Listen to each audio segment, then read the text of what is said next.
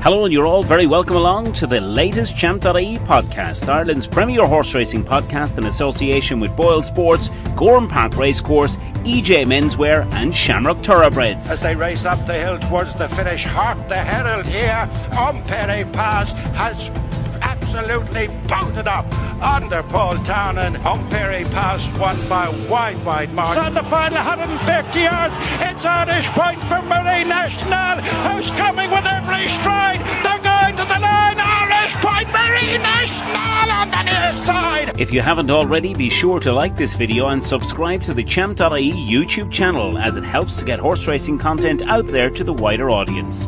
We look forward to reading all your hashtag 5cast selections in the comments section below. Enjoy the show.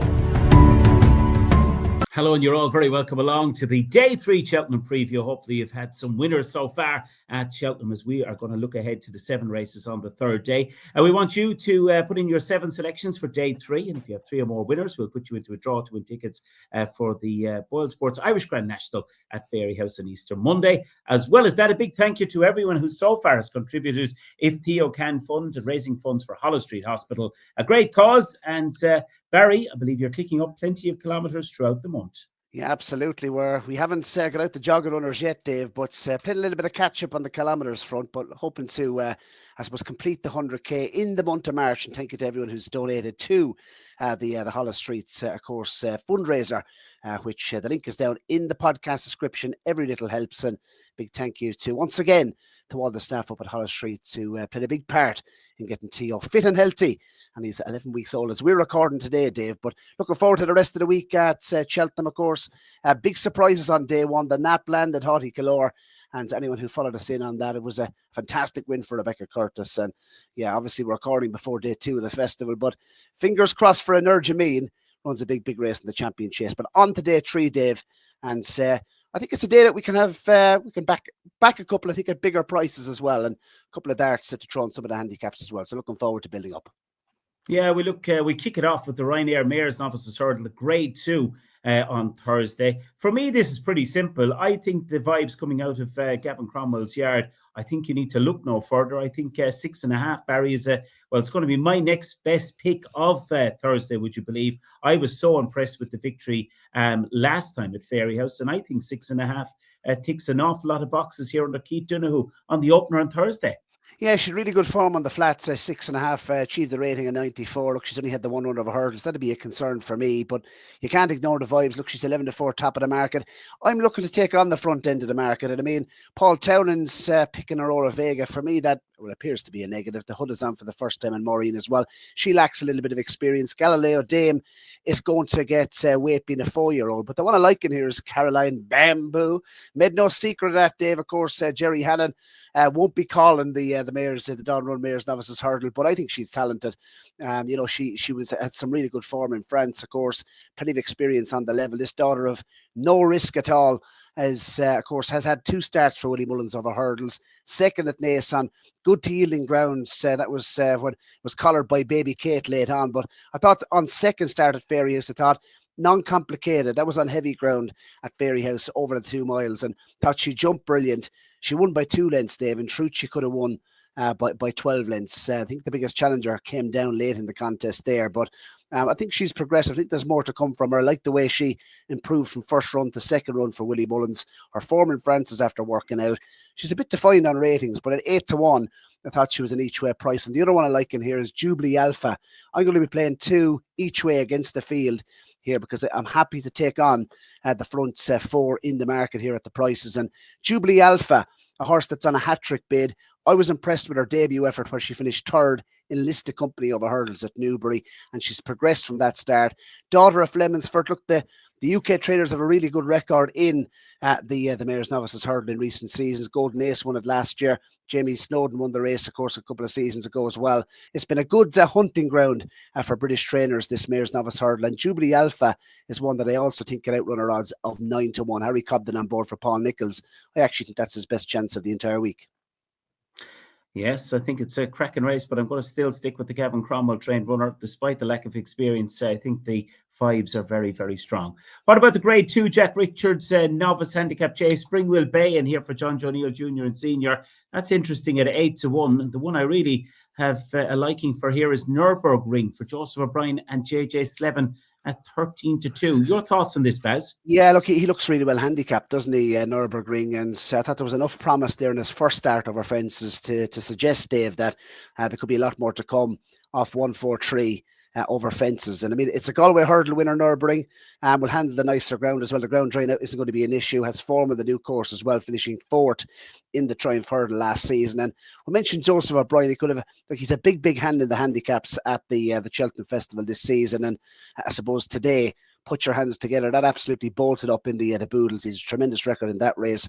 Race conditions here, obviously, it's a clean slate in terms of trends, because this obviously replacing the Turners Grade 1 at the festival for novices. And interesting couple in here with interesting profiles, such as Springwell Bay, that was entered in the plate as well, and Firefox.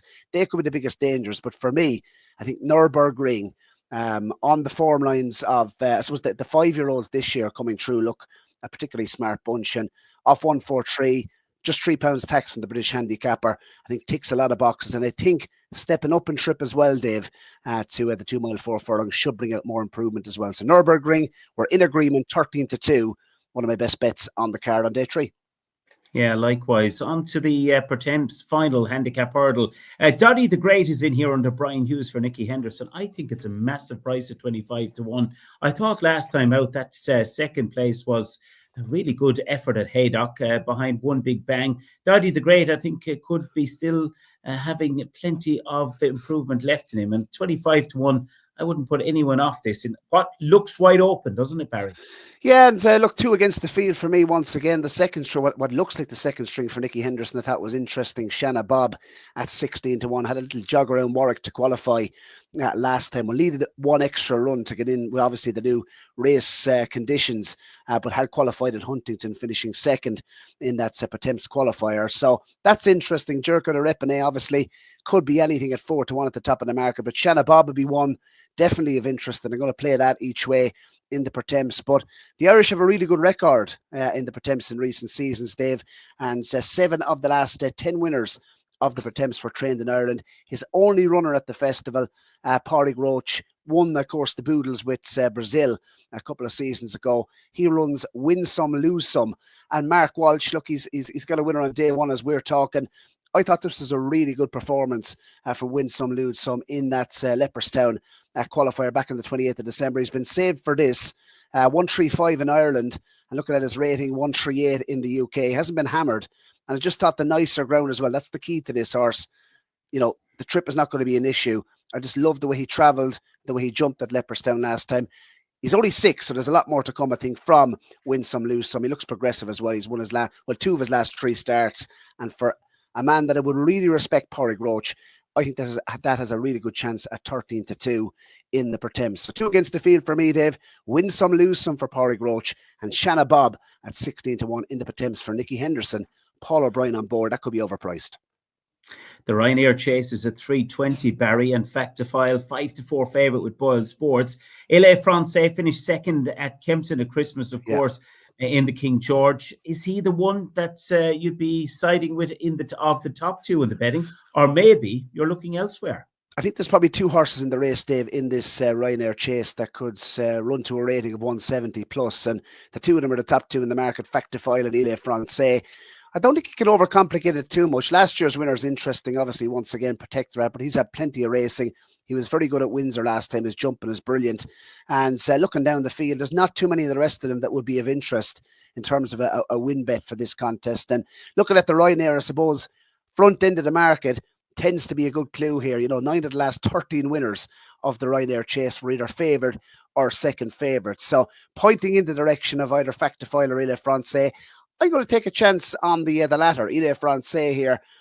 Stencil was disappointed with his run for the Noel George team coming over from France in the Boodles. Was really disappointed with his run.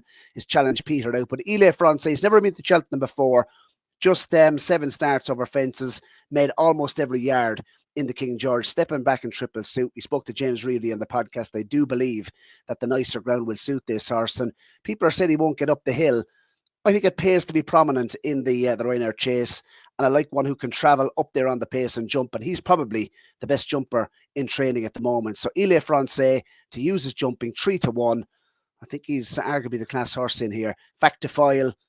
This is kind of plan B, really, isn't it? So I'm willing to take him on at the prices 11-10. Yes, so hello, Barry Doyle from the Champ.ie podcast, Ireland's premier horse racing podcast. I'm here with my co-host, David Byrnes, and we're here in Sligo Town, David, in EJ Menswear, and EJMenswear.com. Fantastic season ahead. EJ has kindly partnered up with us to be the men's fashion partner with Champ.ie for the season.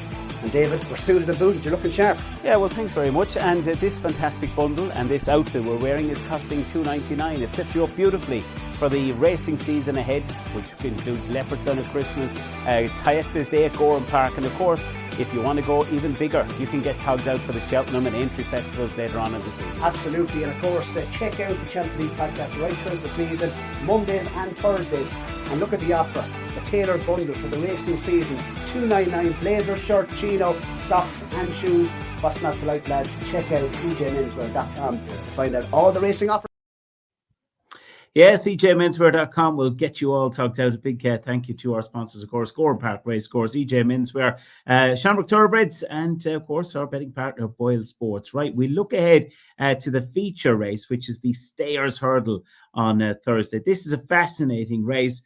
And home by the lead for Joseph O'Brien and JJ Slevin. I really like the way this horse won last time. And what was most interesting is how JJ Slevin said, I have finally found the key to home by the lead to ride him. And I thought there was a real glint in his eye. He was looking forward to Cheltenham. Joseph obviously was a winner on day one. And when asked what about the rest of the week, he wasn't slow about coming forward with home by the lead's chances in the Stayers Hurdle, Barry. So for me, 6-1, JJ Slevin on board. I think he's going to be thereabouts in this race. Obviously, Tihupu is our favourite for the Gordon Elliott Yard. Jack Kennedy on board, the 6-4 favourite. And I believe you quite like one here at a price. Yeah, well, first of all, Dave, Place Lay, home by the Lay. I think he's one of the worst prices of the entire festival, having his 30th start in his career in the Stayers Hurdle. He's had 3 goals in the Stayers already. And I suppose after 19 starts over hurdles and 3 goals at the Stayers Hurdle, he'd want to be learning how to, he'd want to be figuring things out, wouldn't he, home by the lead? So at 6-1, I'm willing to swerve him, Dave. Best of luck with him. Wouldn't be for me. Tiupu, 6-4. Like, he's drifting now, Dave. And obviously his, the form of Tiupu when running fresh, he's only 8 years of age. It reads very, very well. And obviously, he's the best one in here, 164 rated. If the ground is soft, and if the ground is soft here, I mean, he's probably the guts of a stone better than anything else in the field. But the ground is drying, so that's a negative against him as well. The Wall Park is interesting on the drying ground, 13-2. Once again, Mark Walsh could have a big day 3 at the Cheltenham Festival. But I just can't get Rocky's Diamond out of my head at the prices, Dave. 14-1, having his 7th ever start in his career in a Stayers Hurdle. Reminds me a little bit of Flooring Porter in that, like, we don't really know where this horse's ceiling is. Like, I mean, he's only had, as mentioned, the 6 starts. I thought I was really, really impressed, Dave. I know you were on him for the Galmoy Hurdle at Gorham Park. I thought he was there to be shot at off the bend. The race probably wasn't run to suit. They didn't go hard early. It turned into a little bit of a dash, but they were queuing up to tackle him coming down to the last. He jumped it well, and I thought he really dug it out well to win snugly in the end for the Queelies, who would absolutely love to see Declan Queally and Shane Fitzgerald pull off the Stayers Hurdle with Rocky's Diamond. He's 14-1. He's the each way pick in the race. I suppose don't be afraid to have a swing at double figures in this race. 6 of the last 10 winners of the Stayers Hurdle return 10-1 or bigger. And Rocky's Diamond, just at the value, Dave, 14-1 each way. I thought he was definitely worth considering. And what about Langer Dan? If he bounced back to his best, he's 12-1 as well for the Skeltons. I genuinely wouldn't totally rule him out. Yeah, absolutely. My only concern with Rocky's Diamond is it was a hard race in Gorham Park, and just be slightly concerned that it would have left a mark from then. But if it hasn't, I'd be in agreement with you. Can run a big race in that Stayers Hurdle. It's a cracker, the feature on day 4. Day 3 even, I should say. What about Barry, the 440, the penultimate race? That is the 2.5 mile handicap chase. It's a premier handicap here. Plenty of these in with chances, and what to me looks very open. But I know you quite like Jaguar in the McManus Silks. He's the favourite for Oliver Greenall. John Joe O'Neill Jr. on board. Plenty to like about I thought the win over 2.5 miles on the 25th of January at Cheltenham. Yeah, you must be mistaking me for someone else because I never mentioned Jaguar. He is 9-2 at the top of the market. I'm not going to waste your time on this, Dave. I have no real strong opinion on the race, but there is one I think could definitely outrun his odds, and that's Personal Ambition, who's been laid out for the race. He's likely raced over fences, came from the Ballycrystal stables, of course, from the point-to-point scene. Cheap pieces on for the first time. Ben Jones has had a winner at the festival already. Ben Pauling won the race last season. Personal Ambition at a big price, 20-1. I think he might be worth a small each way bet. I won't be going mental, Dave, but I think he could definitely outrun those odds for Ben Pauling, who does well in handicap chases at the festival. Cheltenham Festival, Global Citizen, of course, won the Grand Annual a couple of seasons ago. He always finds one, and Personal Ambition at 20-1 for me. Ben Jones on board. He looks overpriced at that. Absolutely. Well, the final race, of course, on day 3, that is the Kim Muir. This one's going to be take a little bit of getting, 3 miles, 2 furlongs for, of course, the amateur jockeys. But plenty good jockeys on board. Some of these, Barry, in the last on day 3.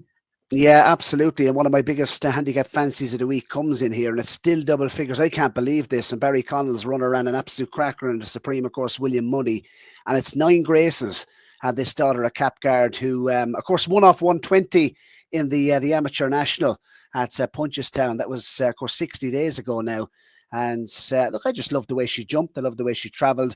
She won doing handstands in Punchestown. She was obviously raised £10 to 130, which is an equal to a hurdles mark of 130. That was by the Irish handicapper. She's only got £3.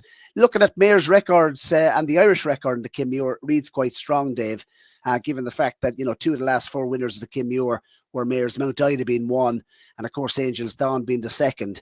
And as I mentioned, like, the Irish have a really good record in this race.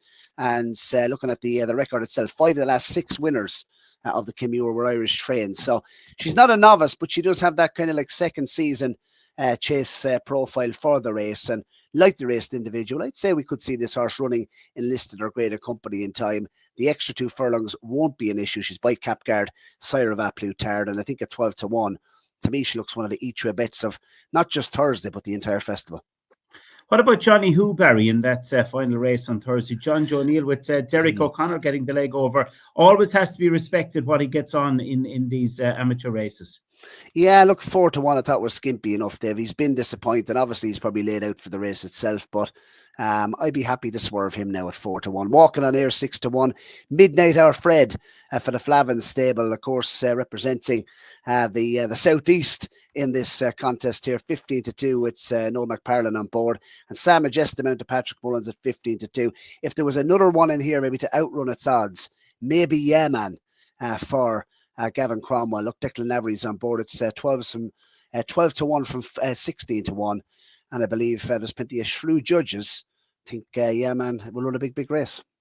Yes, absolutely. Right. Well, we come to the next best, the nap pick for Thursday. And Barry, my next best is going to be in the very first race, 6.5 for Gavin Cromwell and Keith Donoghue.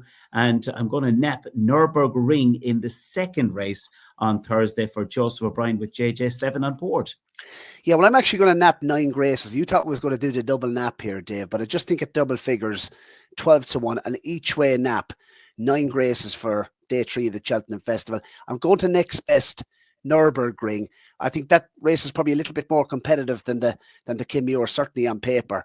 And yeah, let's go 9 Graces for the nap. I've been singing her praises for quite some time. I think Cheltenham will suit her. Jumping will give her a big chance. She's a nice weight, and at 12-1 for the each way nap, 9 Graces on day 3 of the festival. But Nürburgring, yeah, absolutely agree with you.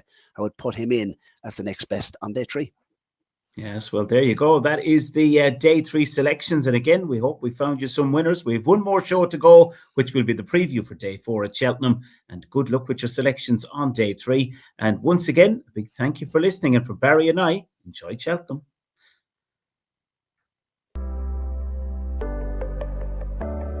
Up on the stand side, Scholarship between them, but it's Independent Expert as Ramiro fades. Independent Expert from Scholarship on the far side. Independent Expert gets there by half a length. It's on the final 150 yards. It's still physique from Independent Expert, who's trying to go by on the outside as these two go towards the line. Independent Expert has timed it to perfection.